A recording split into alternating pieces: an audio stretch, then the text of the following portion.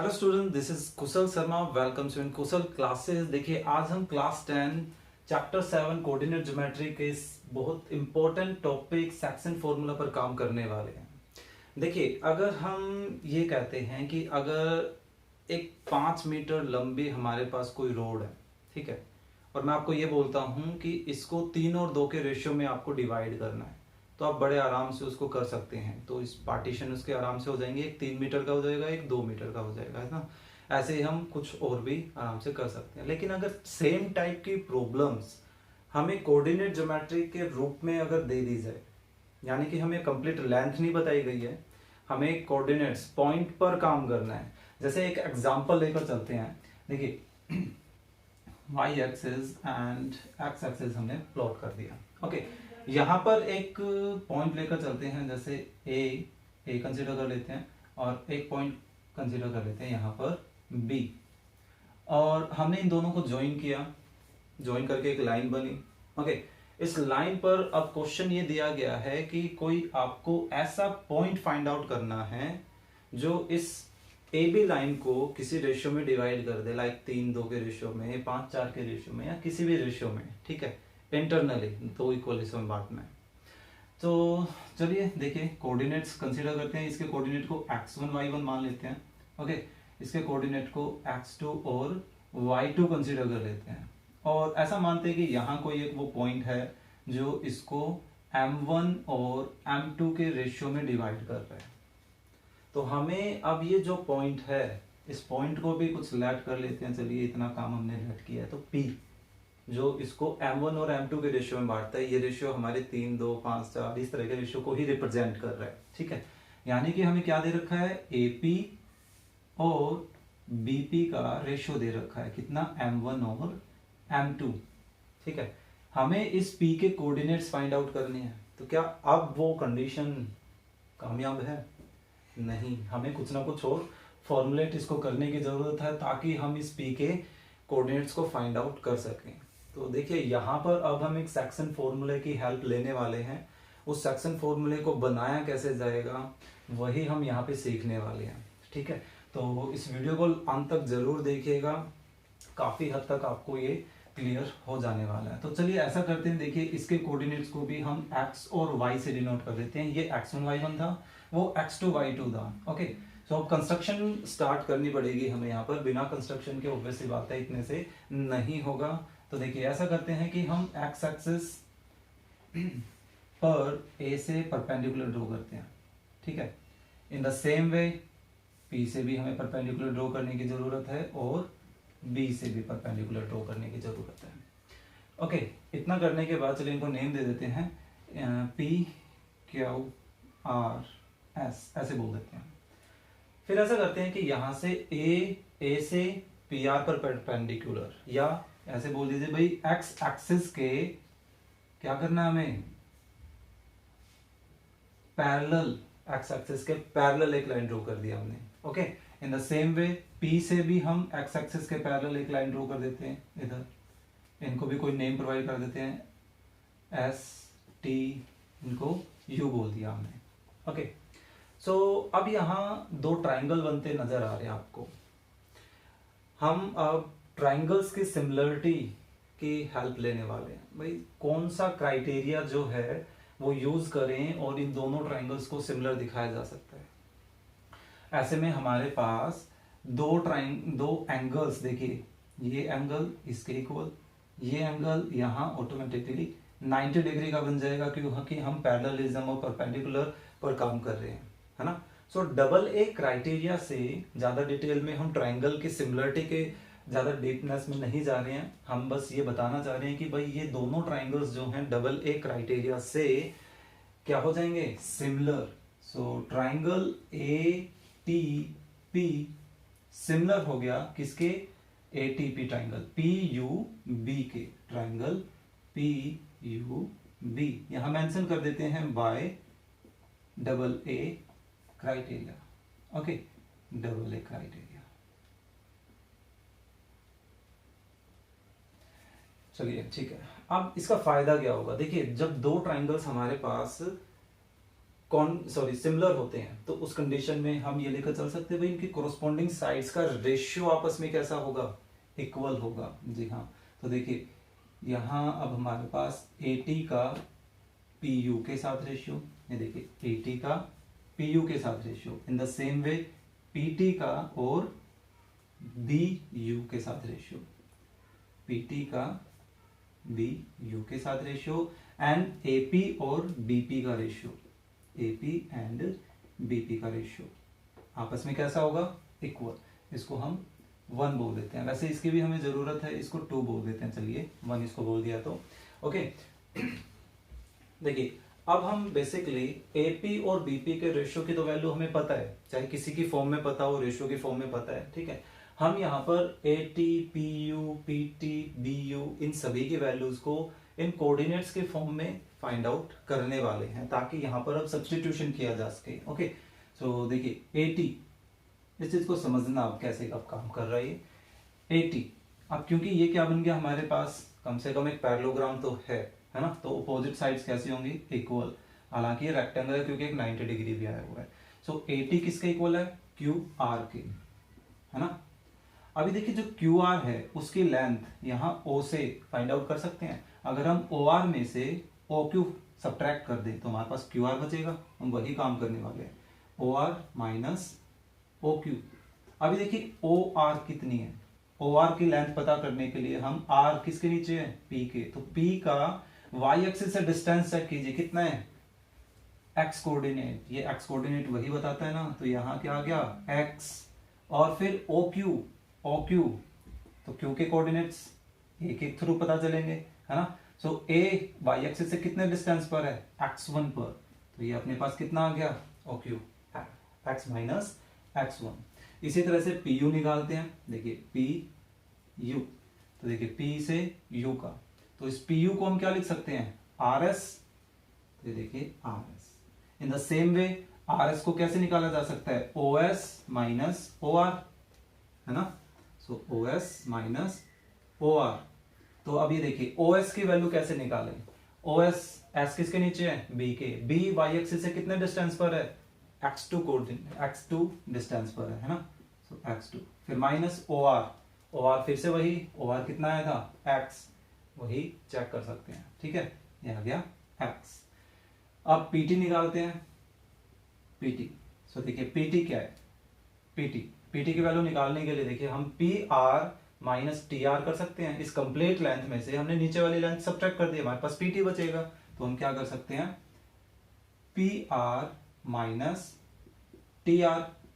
जबकि ये देखिए जो TR है, TR का तो कोई ना तो कोई T कोऑर्डिनेट पता है ना R के बारे में, तो TR एक्चुअल में AQ के तो इक्वल है, तो इस TR के रिप्लेसमेंट में क्या लिख लेते हैं, A क्या, ओके। अब इस PR के बारे में बताइए, देखिए P का R से डिस्टेंस यानी कि X एक्सिस से डिस्टेंस परपेंडिकुलर है, कितना होगा Y कोऑर्डिनेट, है ना, फिर माइनस AQ यानी कि A पॉइंट X एक्सिस से कितने डिस्टेंस पर है, इसका Y कोऑर्डिनेट यानी कि Y1। In the same way हमें BU निकालना है, ये देखिए BU, ओके। सो BU कैसे लिखा जा सकता है, BS माइनस US,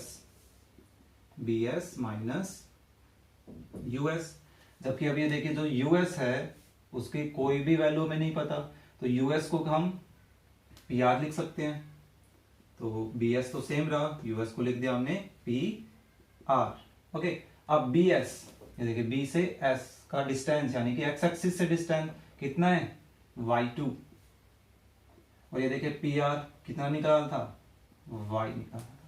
तो अब हमारे पास ओवरऑल इन 6 के 6 रेशियोज की वैल्यूज पता है, इनको यहां सब्स्टिट्यूट करते हैं। सो फ्रॉम 1 and 2 कर लेते हैं, ओके। सो फ्रॉम 1 and 2, तो देखिए इनके वैल्यूज रखते हैं AT X minus X1 upon PU कितना है X2 माइनस X, फिर PT देखिए Y माइनस Y1, और BU कितना है Y2 माइनस Y, और ये देखिए AP और BP का रेशियो फ्रॉम 2 से किसके इक्वल है, M1 M2 के इक्वल है, ओके।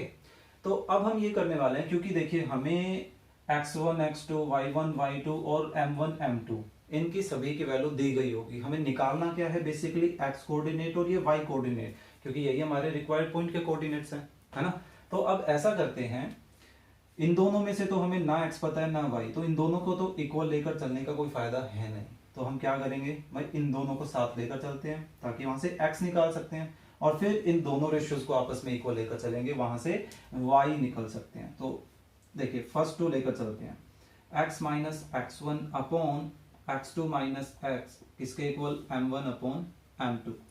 फर्स्ट और लास्ट को इक्वल लेकर चले। अब कर देते हैं क्रॉस मल्टीप्लाई का। तो देखिए m2 x माइनस x1, यहां क्या आ गया m1 x2 minus x, open कर दीजिए ब्रैकेट को भाई, m2x माइनस m2x1, ये आ गया m1x2 माइनस m1x। अब क्योंकि देखिए वैल्यू किसकी निकालनी है, x की निकालनी है ना, तो x x एक तरफ और विदाउट x वाली क्वांटिटी दूसरी तरफ शिफ्ट कर देते हैं। तो m2x प्लस m1x, इस x पोर्शन को, x1 वाले पोर्शन को उधर शिफ्ट कर देंगे, तो m1x2, ये माइनस वाला उधर जाके क्या हो जाएगा प्लस, ये बन जाएगा m2x1। अब देखिए इन दोनों में से हम ले लेते हैं x कॉमन, क्योंकि वो तो निकालना ही है। तो ये आ गया m2 प्लस m1x, और ये वाला पोर्शन सेम, ओके, m2x1। अब क्योंकि हमें x की वैल्यू फाइंड आउट करनी है, तो ऐसा करते हैं, इस ब्रैकेट को इधर शिफ्ट करेंगे तो क्या हो जाएगा, डिवाइड इधर कर लेते हैं। देखिए तो यहां पे हमारे पास क्या बचेगा, x इधर ये portion same, m1x2 plus m2x1 whole divided by, देखिए m1 प्लस m2, चेक कर लीजिए m1 m2 का एडिशन वो उधर जाकर डिवाइड करेगा, तो ये किसके कोऑर्डिनेट्स आ गए, ये हमारे p रिक्वायर्ड पॉइंट के x कोऑर्डिनेट पता चल गया हमें, है ना। इसी तरह से अब हम क्या करने वाले हैं, लास्ट टू रेशियोज को भी इक्वल लेकर चलते हैं, ओके। ऑल्सो देखिए y minus y1 divided by y2 minus y किसके इक्वल है, m1 अपॉन m2 के इक्वल है, ओके। फिर से फटाफट इसका देखिए क्रॉस मल्टीप्लाई कर देते हैं, m2 y माइनस y1 किसके इक्वल हो जाएगा, m1 y2 माइनस y के, ओपन कीजिए, m2y minus m2y1 is equal to m1y2 minus m1y।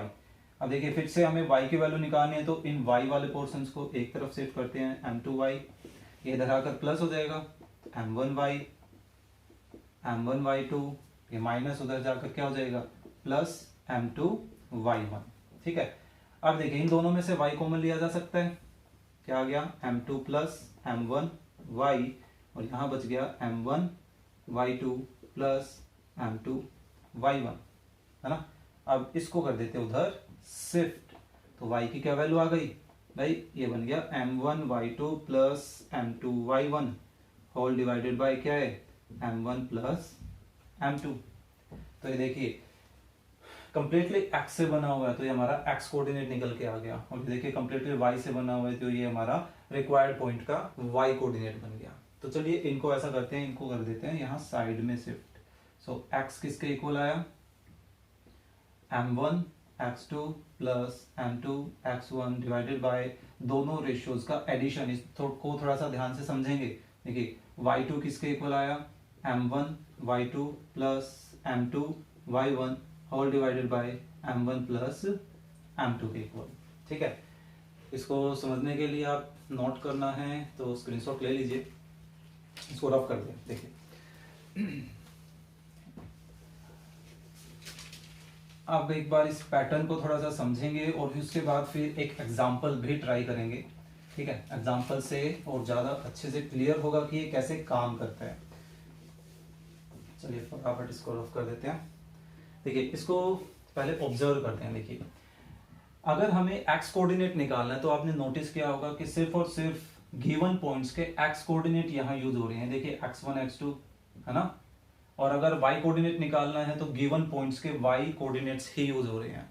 कैसे यूज हो रहे हैं, देखिए m1 x2 के साथ इलस्ट्रेट कर लेते हैं इसको, आपको फॉर्मूला याद रखने में आसानी रहेगी। देखिए m1 जो है वो b पॉइंट के कोऑर्डिनेट के साथ यूज हो रहे हैं, m1 2 के साथ, m1 2 के साथ, है ना, 2 का है b कोऑर्डिनेट के। और M2 जो है वो x1 या y1 के साथ रिलेट हो रहा है, यानी कि इधर। तो अपोजिट साइड वाले जो हमारे पास कोऑर्डिनेट्स हैं उनके साथ आपको रिलेट करना है इन रेशियोज को, ठीक है, ये चीज आप ध्यान रखें। तो चलिए एक एग्जांपल लेकर देखते हैं। देखिए मान लीजिए हमारे पास एक पॉइंट है, इसको चलिए 1 3 मान लेते हैं, और एक बी पॉइंट मान लेते हैं, चलिए 5 और 8 कंसिडर कर लेते हैं, ठीक है। और हमें एक ऐसा पॉइंट निकालना है जो इस कंप्लीट ए बी को 3 और 2 के रेशियो में डिवाइड कर रहा है। ओके, तो ऐसा करते हैं, इसके कोऑर्डिनेट्स को x और y कंसीडर कर लेते हैं, और ये बन गए हमारे x1 y1 and that one is x2 y2। तो अभी देखिए अगर हमें x कोऑर्डिनेट निकालना है तो हम सिंपली क्या करेंगे भाई, 3 को इसके अपोजिट b कोऑर्डिनेट के साथ रिलेट करेंगे, और 2 को इसके अपोजिट a के कोऑर्डिनेट के साथ रिलेट करेंगे। और x निकालना है तो सिर्फ और सिर्फ x वाले कोऑर्डिनेट से ही रिलेशन रखनी है, y के साथ नहीं। ओके, तो 3 को किसके मल्टीप्लाई करें भाई, 5 के साथ, फिर प्लस, ध्यान रखें प्लस आ रहा है, फिर 2 को किसके साथ रिलेट करें, 1 के साथ, और नीचे देखिए दोनों का रेशियो का एडिशन 3 + 2, तो ये कितना आ गया 15 और 2 नीचे 5, यानी कि 17/5, 17/5, ये बन गया 17/5 हमारे रिक्वायर्ड पॉइंट का x कोऑर्डिनेट। इसी तरह से देखिए y निकालिए, 3 को किससे रिलेट करें, y कोऑर्डिनेट 8, 2 को किससे रिलेट करें, 3 के साथ, क्योंकि हमें y कोऑर्डिनेट निकालना है तो सिर्फ और सिर्फ y के साथ रिलेशन, ठीक है। तो ये कितना आ गया 24 प्लस 3 × 2 6 डिवाइडेड बाय 5, ये कितना बन गया 30/5, इट मीन्स ये आ गया 6, तो y कोऑर्डिनेट आ गया 6। तो इस तरह से हम किसी भी रिक्वायर्ड पॉइंट जो किसी लाइन को किसी रेशियो में डिवाइड कर रहा है उसके कोऑर्डिनेट्स निकाल सकते हैं, ठीक है। तो ये तो हो गया एग्जांपल। अब इसमें एक स्पेशल केस भी लेकर चलते हैं। देखिए स्पेशल केस क्या है, स्पेशल केस ये है कि भाई हमें एक पॉइंट दे रखा है, ओके, उसी तरह से एग्जांपल लेकर चलते हैं। एक इसी को लेकर चलें 1 3 b 5 6 ऐसा कुछ कंसीडर कर लेते हैं, या चलिए ठीक है कोई दिक्कत नहीं है।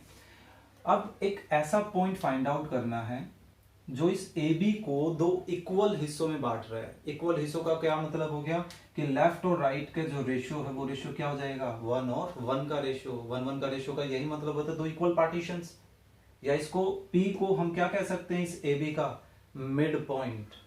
यानी कि अगर हमारे पास किसी लाइन का मिड पॉइंट निकालना है और आपको उस लाइन के एक्सट्रीम पॉइंट्स के कोऑर्डिनेट्स पता है, तो आप क्या कर सकते हैं, रेशियो हमारे पास m1 m2 आ गया, तो आप इसमें जब x की वैल्यू यानी कि p के रिक्वायर्ड पॉइंट्स x और y की इनकी वैल्यूज को फाइंड आउट करेंगे, तो देखिए 1 किससे रिलेट हो जाएगा 5 से, देन अगेन 1 किससे रिलेट हो जाएगा 1 से, है ना, डिवाइडेड बाय 1 + 1। तो देखिए 1 × 5 5 प्लस 1 × 1 1 डिवाइडेड बाय 2। अब इस चीज को ऑब्जर्व कीजिए क्या है, ये देखिए 5x coordinate 1x coordinate divided by 2, यानी कि अगर हमें किसी भी पॉइंट जो मिड पॉइंट है वो फाइंड आउट करना है तो उसका x कोऑर्डिनेट निकालने के लिए क्या करेंगे भाई, दोनों गिवन पॉइंट्स के x कोऑर्डिनेट्स का एडिशन और डिवाइडेड बाय 2, क्योंकि देखिए इसे में आप m1 m2 की जगह 1 1 रख के देखिए तो ये क्या बन जाएगा, यहाँ 1 × x2 it is x2, 1 × x1 it is x1 divided by 1 + 1 2। Okay, ऐसे ही y देखिए y क्या बनेगा 1 × y2 y2, 1 × y1 y1 divided by 1 + 1 it is 2। तो ये किस लिए है, फॉर मिड पॉइंट, ध्यान रखना। तो डायरेक्ट करना चाहते हैं तो ये यूज कर सकते हैं, नहीं करना चाहते हैं तो ज्यादा 2 स्टेप का ही डिफरेंस पड़ेगा। पहले आप 100 करेंगे फिर यहां तक पहुंचेंगे तो मुश्किल से एक ही स्टेप हुआ बल्कि, है ना। तो ये हमारा रिक्वायर्ड रिजल्ट दे सकता है। ये 3 आ गया, y क्या आ जाएगा 1 × 6 देन 1 × 3 डिवाइडेड बाय 1 + 1, यानी कि 6 + 3 डिवाइडेड बाय 2, यानी कि 9/2 इट इज 4.5। 5। तो ये आ गए हमारे रिक्वायर्ड पॉइंट के coordinate X and Y coordinate.